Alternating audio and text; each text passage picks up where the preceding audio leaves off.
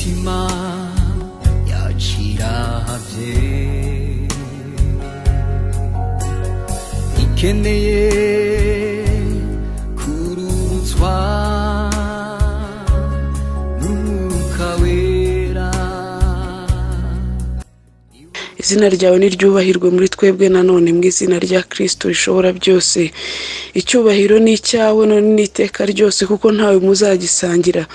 Dufatikanije n'abera bose kuvuga ngo uruwera Mana Nyiringabo. Isi yuzuyemo icyubahiro cyawe, kuzimu barakubaha, mu ijuru ni wubahwe, uhore wubahwa Nyiringabo Imana.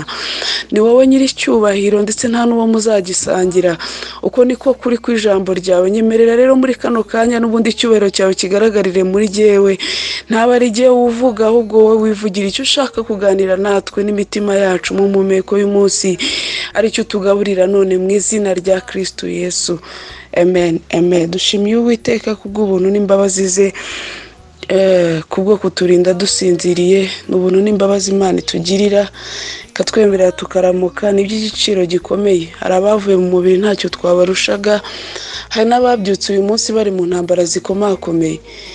Ariko niba ubyukanye ishimwe, shima Imana kurutaho, kuko hari uwararanye n'umuntu ariko bataramukanye kubw'impamvu zigiye zitandukanye. Imana yo mu ijuru ishimwe kandi Imana ihabwe icyubahiro. Tugiye gusangira ijambo ry'Imana dusanga mu butumwa bwiza mu rwandiko Pawulo yandikiye Abagalatiya. Turasoma ibice byaho bibiri. Urwandiko Pawulo yandikiye Abagalatiya, turasoma ibice byaho bibiri umurongo wa 20. Muri kumwe nk'uko bisanzwe na Chance Intare, umwanya w'ijambo ry'Imana. Nabambanywe na Kristo ariko ndiho, nyamara si jye uriho, ahubwo ni Kristo uriho muri jye. Ibyo nkora byose nkiriho mu mubiri mbikoreshwa no kwizera umwana w'Imana wankunze akanyitangira. Imana ishimwe. Nongere nsubiremo Abagalatiya ibice 2 umurongo wa 20. Nabambanywe na Kristo ariko ndiho, nyamara si jye uriho, ahubwo ni Kristo uriho muri jye. Ibyo nkora byose nkiriho mu mubiri mbikoreshwa no kwizera umwana w'Imana wankunze akanyitangira. Aya ni amagambo yavuzwe na Pawulo yari yandikiye Abagalatiya nyuma y'intambara zari zimaze igihe muri ubu bwoko bw'Imana, biturutse ku buryarya bwaje buzanywe na Petero. Nakwibaza ngo Petero wakoreye Imana, Petero wabanye n'Imana igihe kinini, byaje kugenda gute kugira ngo ahinduke indyarya? Ariko tubisanishije n'ubuzima bwa buri munsi, wasanga itangira ryacu ryari ryiza cyane mu buryo bw'imyizerere no mu buryo bw'agakiza, ariko aho tugeze ubu ngubu tukaba dufite byinshi tugenda twangiza umunsi ku wundi, kuko tudakwiye kuguma mu bya mbere bya Kristo, niko ijambo rivuga. Ariko kandi ntidukwiye kumenyera Imana ku buryo tugezaho twangiza byinshi mu murimo w'Imana. Hari ukuntu umuntu abana n'Uwiteka akamusenga, akamwubaha, akaba urugero rwiza, akaba irembo ryiza ryo kwinjiza abandi, nyamara bamara kuhagera akaba ari ubasharirira. Bijye bibaho cyane. Petero yakoreye Imana igihe kinini cyane. Muzi yuko Petero ubutumwa yavuze hihannye abantu 3,000. Ikintu cyabayeho rimwe ngira ngo kitarigera kubaho hano ku isi. Ariko ukugenda atindana n'Imana, muri we yari yifitemo akantu ka tribalism cyangwa se akantu k'ijonjora muri we. Sasa igihe kiragera agira idefo itarabaye nziza yo kuzana uburyarya mu itorero. Bigaragara ko itorero ryaje gucikamo ibice kubera ibintu batagendaga bumva kimwe. Hanyuma hari aho Pawulo yavuze arimo arabandikira bano Bagalatiya, arababwira ngo ariko iyahaye Petero ubutumwa siyogeye yabumpaye. Imana idufashe cyane. Ndagira ngo nganire n'umutima w'umuntu wese wabaswe n'idini runaka cyangwa n'imyumvire runaka cyangwa n'ibitekerezo runaka. Ndagira ngo nkubwire ngo ushakira Imana aho itari. Imana idufashe cyane. ushakira imana aho itari. Bibiliya irambwira ngo ahubwo mubanze mushake ubwami bw'Imana no gukiranuka kwayo. Tubanze dushake ubwami bw'Imana no gukiranuka kwayo. Ntabwo tuyishakira mu idini runaka, ntabwo tuyishakira mu bitekerezo runaka, tuyishakira mu bwami bwayo no gukiranuka k'Uwiteka. Gukiranuka k'Uwiteka iyo kuri muri wowe, uko uteye, uko ugenda, uko uvuga, inzira ucamo, byose byubahisha Uwiteka. Bibiliya irambwira ngo iyo imigenzereze y'umuntu inezeza Uwiteka, aramwemera akamukunda.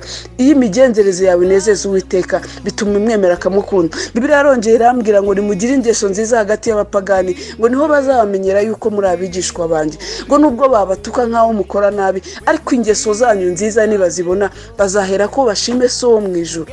Imana idufashe cyane, Imana itugirire neza. Hanyuma Paulo mu mpuguro zitandukanye yararimo aratanga kugira ngo arebe ko ubumwe bwagaruka, kugira ngo arebe ko yakongera akagira ibyo asana. Haravuga ngo ariko jyewe nabambamwe na Kristo, kandi si jyewe uriho. Mwene da ntukabone ko ari wowe uriho, ibyo ukora byose. Nimba uvuga ijambo ry'Imana, si wowe, ni Kristo wari guha. Ni Kristo ugomba kuba ari muri wowe, atari ibyo ngibyo izindi mana uri kuramya.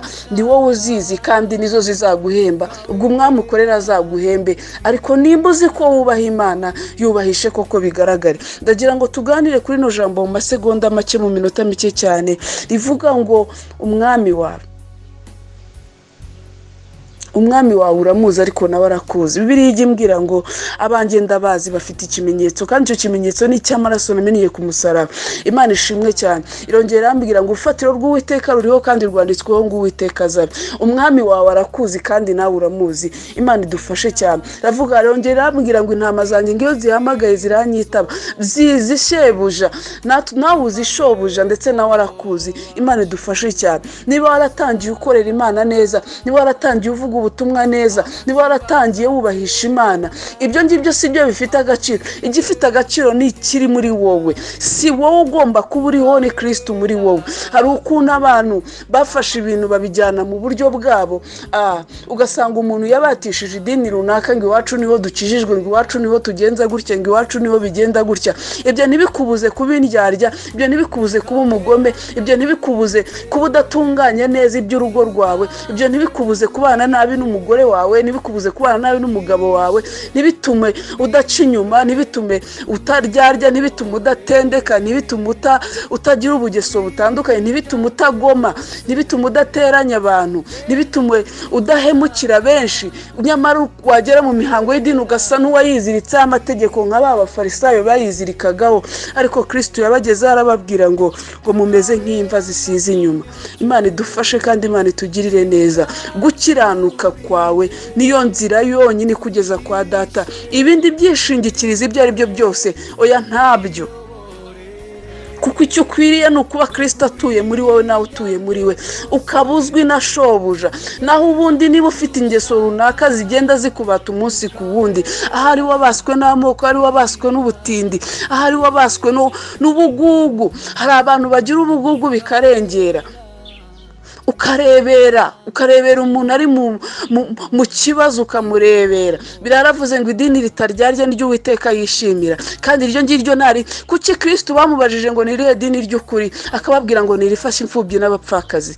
Imana idufashe cyane, Imana itugirire neza. Nta dini Uwiteka yigeze ameshoninga ngo avuge ngo ahangaha niho Uwiteka ari. Imana idufashe cyane. Ibyo ngibyo byarahanura avuga ngo mu bihe by'imperuka ngo bazaza babwire ngo Uwiteka arahangwa, azaba arahanga. Ariko ibyo nimubibona muzubura amaso yanyu, kuko gutabarwa kwanyu kuzaba kwegereje, kuzaba kuri ku mwami Imana nta handi guturuka. Imana idufashe kandi Imana itugirire neza. Rero shobuja uramuzi kandi nawe arakuzi. Imirimo ukora niyo ikwereka shobuja, uko ugenda niko kukwereka shobuja. Imigenzereze yawe niyo ikwereka shobuja. Ukuri k'umutima wawe wowe urakuzi. Ariko umuririmbyi yigenzuye yisanga ni umunyabyaha, aravuga ngo mpanagurwe hose mwami n'umuriro niba ushaka. Aravuga ngo ngerageza uko nshoboye kwibuza inama mbi n'ibyaha, nyamara njya mbyibonamo. Kristo ujya umboneza. Imana idufashe kandi Imana itugirire neza.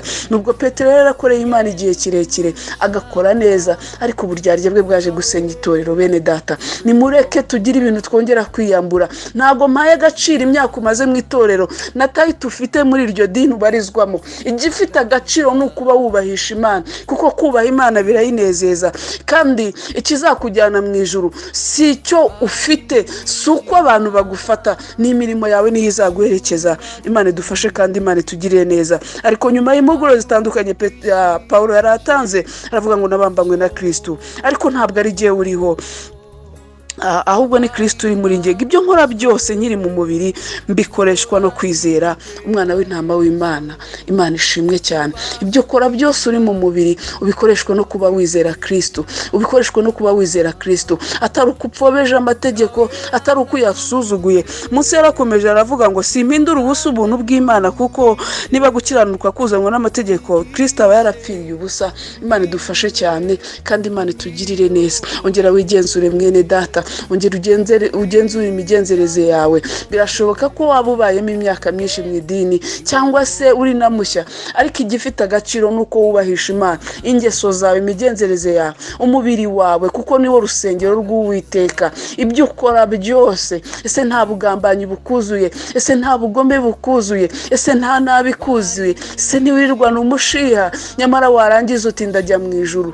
Nyamara ijuru riraharanirwa, ubwami bw'Imana buraharanirwa, kandi intwarane zizabugishamo imbaraga. Imana idufashe kandi Imana itugirire neza. Icyo wabura icyo cyose shobuja uramuzi bitewe n'ibyo ukora, kandi nawe arakuzi. Imana idufashe kandi Imana itugirire neza. Wakigenzura ugasanga warasubiye inyuma, wakwigenzura ugasanga wangije byinshi kubera icyo uri cyo. Reka nkubwire, niyo naba ndirimba kajana, niyo naba mvuga ijambo kajana, niyo naba ndi umuhanuzi ukomeye cyane, niyo naba ndi muri babandi bita abastar bamaze kubaka izina runaka, icyo si cyo kizanyandikisha izina ryanjye mu gitabo cyo mu ijuru. Ikizatuma izina ryanjye ryandikwa muri cya gitabo ni imigenzereze yanjye myiza, ni imikorere yanjye myiza, ni uburyo ntunganira Uwiteka. Ibyo nibyo bizatuma amazina yanjye yandikwa muri cya gitabo, kandi ubwo azaza ahamagara amazina yabe bose, nanjye nzumva izina ryanjye nitabe. Ntabwo nzaryitabishwa n'icyo narindi cyo hano mu isi, nzaryitabishwa no gukiranuka nzaba mfite mu mutima.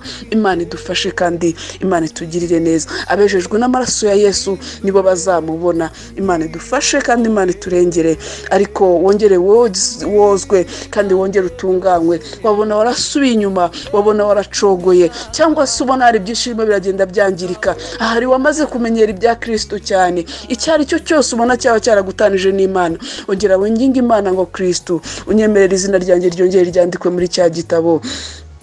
Unyemerera umunsi uzahamagara bawe nzakwitabe, kandi Imana undinde kuzacogora ngo ntibyawe. Si uko Petero atakoreye Imana, si nuko yarangije nabi, ariko hari igihe cyageze ibintu birangirika. Usaba Imana nimba hari biri kwangirika, Imana yongera ibisubize mu buryo muri wowe, kandi Imana izakurinde gutinzira nimba wowe ukiri muzima, izagukomeze cyane. Reka mubwire mwene data, abatangira urugendo ni benshi, batangira ari intwari. Niba hari isengesho nsenga buri munsi, mbwira Imana, Mana unkomeze cyane kuko ngiye kwikomeza sinabishobora, unyobore cyane kuko kwiyobora sinabishobora. Mbwira Imana kenshi ngufata ukuboko ngendeshe tujyana ungeza heza, kuko jyewe ntaho nagera ntagufite. Mwama ushaka kongera ihunjyana. Imana idufashe kandi Imana itugirire neza, kubera ko nabonye benshi mu minsi mike maze ku isi cyangwa se myinshi, nabonesheje amaso yanjye benshi batangira urugendo ari intwari bakomeye, aribo nigiragaho nitegerezagaho,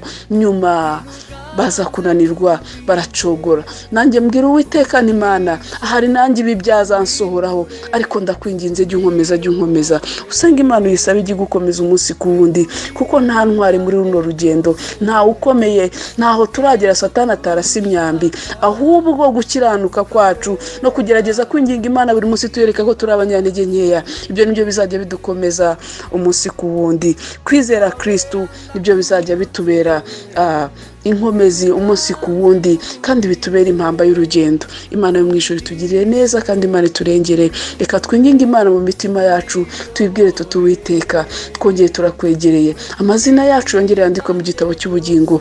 Uwiteka, izina ryanjye ryongere ribe mu gitabo cy'ubugingo, kandi nawe izina ryawe ryongere ribe mu gitabo cy'ubugingo. Ahari waba warayicumuye, wowe waracogoye, ariko Uwiteka yongera kweze kandi agukomeze mu minsi ya none. Amen. Wibuganze muri nje